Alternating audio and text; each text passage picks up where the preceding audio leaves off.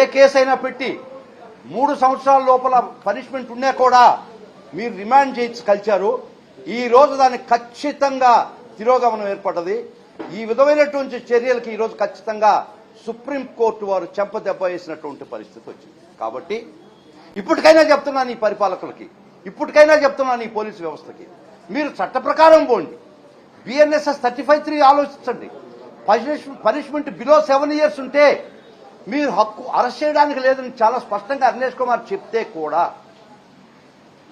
మీరు వీళ్ళు chronic offenders కాదు, వీరి మీద పాత కేసులు లేవు, వీరు తప్పించుకొని పోయేదానికి అవకాశం లేదు, అటువంటి పరిస్థితిలో 41A ఇవ్వాల్సిన పరిస్థితి ఉండినా కూడా మీరు అవేవి పరిగణలోకి తీసుకోకుండా పాలకపక్షాన్ని సంతృప్తిపరచడానికి, వాళ్ళ కళ్ళల్లో ఆనందం చూడడానికి ఒక విధమైనటువంటి అరాచక పాలన మీరు చేస్తుంటే ఈరోజు గౌరవ సుప్రీంకోర్టు దానికి ఫుల్ స్టాప్ పెట్టింది.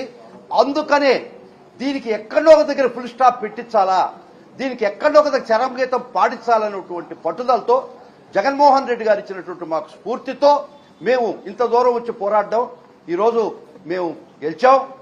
3 సంవత్సరాల లోపల అఫెన్స్కి అరెస్ట్ చేసినటువంటి కొమ్మినేని శ్రీనివాసరావు గారిని తక్షణమే రిలీజ్ చేయమనేటువంటి ఆర్డర్ వేసి మేము ముఖ్యంగా ఈ లైవ్ షో అయిపోయిన తర్వాత ఒక వెల్ ఆర్కెస్ట్రేటెడ్ ఒక విషస్ క్యాంపెయిన్ చేసి ఈ రాష్ట్రం మీద సాక్షి ఆఫీసులు ధ్వంసం చేసి కాల్చేసిన పరిస్థితి.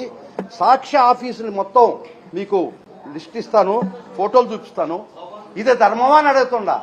ఈ విధంగా మీరు ఒక పత్రికా ఆఫీసుల మీద టోటల్గా మీరు మీ యొక్క దురాగతాలను గొంతెత్తి వెనుక చాటుతున్నటువంటి సాక్షి మీడియాని గొంతున్నలో అని చెప్పి,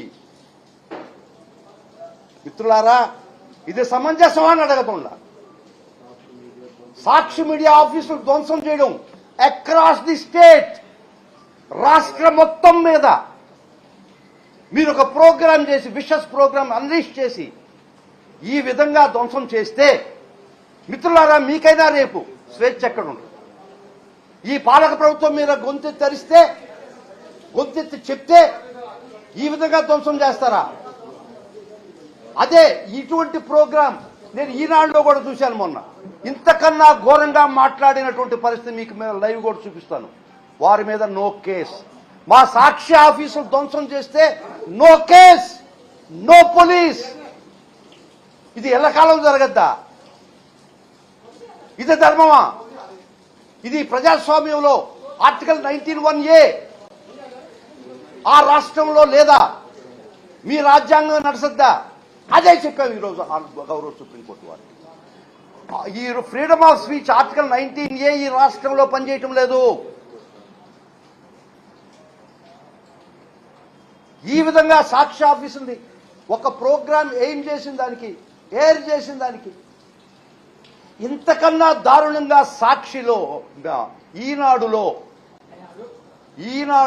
ఇంతకన్నా దారుణంగా ఇదే సబ్జెక్టు మీద ఇటువంటి ప్రోగ్రాం మీరు ప్రచురితం చేస్తే నో కేస్. ఈ విధమైనటువంటి దుర్మార్గాలు ఖచ్చితంగా అడ్డుపడతాం. న్యాయ వ్యవస్థ దృష్టి తీసుకుపోతాం. ఎక్కడ న్యాయం జరగకపోయినా అంచెలంచెలుగా ఫైనల్గా గౌరవ సుప్రీంకోర్టు గారు ఉంది, వాళ్ళు ఖచ్చితంగా ఈ అరాచకాలను అడ్డుకట్టేస్తారని మేము భావిస్తున్నాం. ఈ రోజు ఖచ్చితంగా ఈ రాష్ట్రంలో జరుగుతున్నటువంటి అరెస్టులు, బిలో 7 years అరెస్టులు, రిమాండ్లు, ఇది ఇల్లీగల్ అని చెప్పి ఆర్డర్ ఇచ్చినటువంటి పరిస్థితి. ఈరోజు బిలో 7 years అఫెన్సెస్ మీజ్ ఆర్ ఏ రొటీన్. మీరు అరెస్ట్ చేయడం, వాళ్ళు కోర్టు దృష్టి దగ్గర తీసుకోవడం, వాళ్ళు కూడా అర్నేష్ కుమార్ జడ్జిమెంట్ ఖాతరు చేయకుండా అది మెకానికల్ ఫ్యాషన్ రిమాండ్ జరగడం చాలా దురదృష్టకరం. మేము ఖచ్చితంగా మేము చట్ట ప్రకారం రాజ్యాంగ పరంగా మా వాదనలు ప్రతి కోర్టులో వినిపిస్తాం, రిమాండ్ కోర్టులో వినిపిస్తాం, హైకోర్టులో వినిపిస్తాం, కాకపోతే సుప్రీంకోర్టులో కూడా వినిపిస్తాం. ఈరోజు ఖచ్చితంగా ఈ విధమైనటువంటి ఇల్లీగల్ అరెస్టులు, ఇల్లీగల్ రిమాండ్స్కి ఈరోజు ఖచ్చితంగా గౌరవ సుప్రీంకోర్టు అడ్డు వేసింది. చాలా సంతోషం. ఈ విధమైనటువంటి ఒక విషస్ క్యాంపెయిన్